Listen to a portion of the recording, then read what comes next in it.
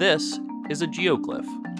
More than 1,000 have been discovered over the last few decades. They are geometric earthworks created by ancient civilizations in the southwestern Amazon. Only now are researchers discovering many of these huge sites, just as rapidly expanding soy and corn farms plow them over.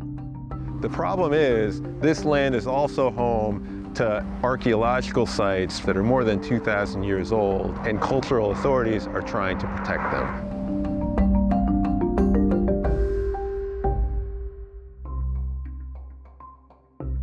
When I first learned about these geoglyphs, it was kind of an awakening to me. I had the mistaken view that the Amazon had been hunters and gatherers before Europeans reached the region. That gave me a personal interest in it.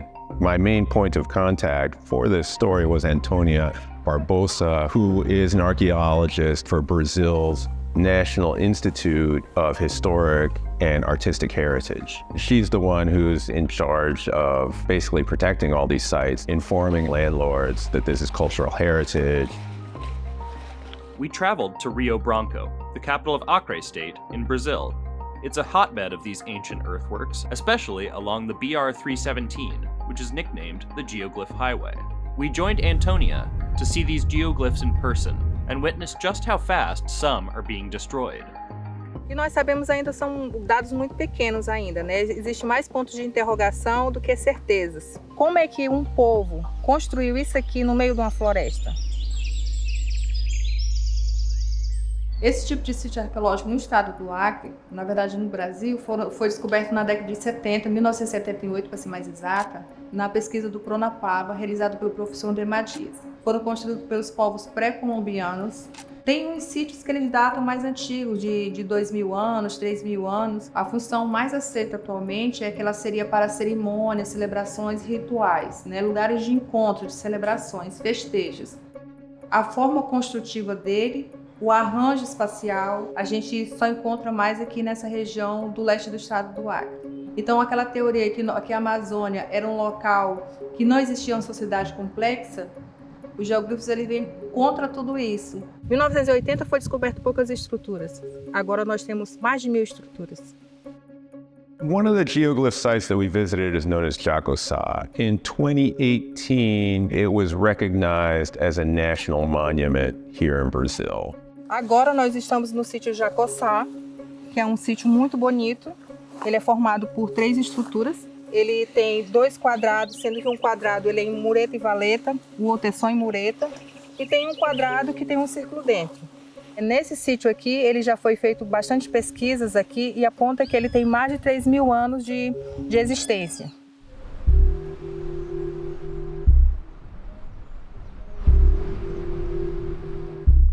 Today, we are outside of Rio Branco, the capital of Acre State in the southwestern Amazon. There's an agricultural boom going on here that is putting at risk ancient archaeological sites known as geoglyphs. Agriculture, including logistics and packaging, makes up nearly a quarter of Brazil's economy.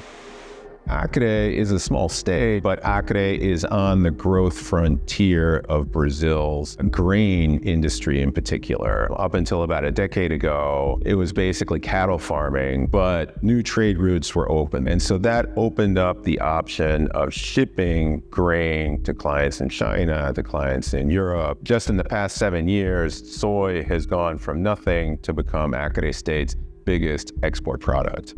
The problem is mechanized farming is moving into this area fast, and the geoglyphs are in the way.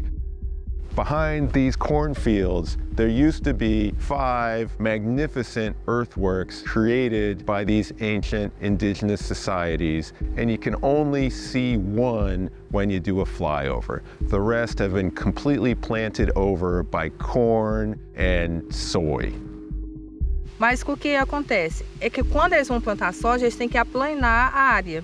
Então, quando eles vão fazer a terraplanagem, eles fazem a destruição do sítio porque eles aterram as valetas e muretas. That's kind of what's happening to the geoglyphs out there. They're just kind of a nuisance if you just want to maximize profits and efficiency. Over the past few years, Antonia has been canvassing the region to educate farmers about geoglyphs. Still, some have been destroyed, mostly on larger properties owned by faraway individuals and companies. One example is Fazenda Crisha, a farm about an hour south of Rio Branco. Assuero Veronez bought the land in the early 2010s and first used it for cattle grazing. Around 2019, when he switched over to mechanized farming like others in the region, a geoglyph on the property was plowed over. Quando você comprou, você sabia que teve esse geoglifo? Quando eu comprei, não sabia. Mas depois eu vim a saber. Era para gado. Somente agora, mais recente, quando eu passei a fazer agricultura, foi que ocorreu o acidente com o geoglifo. O meu empregado, sem o devido cuidado com esse monumento histórico, acabou por destruí-lo. Mas eu sei que a propriedade é minha e tudo que acontece nela é da minha responsabilidade. Mas não eu ser punido de forma exacerbada, de forma porque é preciso dar um exemplo para todo mundo e que eu seja crucificado. Eu lamentei muito pelo ocorrido, mas lamentavelmente já tinha acontecido. Veronez has his lawyers, he's fighting the case. This isn't going to reach a swift conclusion, that it could take years. And in the meantime, agriculture is expanding at a breakneck pace out there in Acre. Luigi Merlo Paiva dos Santos, who is the prosecutor who is pursuing a case against Veronez, recognizes the difficulty of the task. Não existem recursos suficientes alocados nesses órgãos responsáveis pela proteção desses bens. Infelizmente, esse é um problema estrutural do Estado brasileiro, e uma das funções do Ministério Público Federal é tentar fazer com que o Estado brasileiro aloque mais recursos para essas atividades, né? Recentemente houve uma determinação do meu ofício de registro nas matrículas dos imóveis que contenham geoglifos.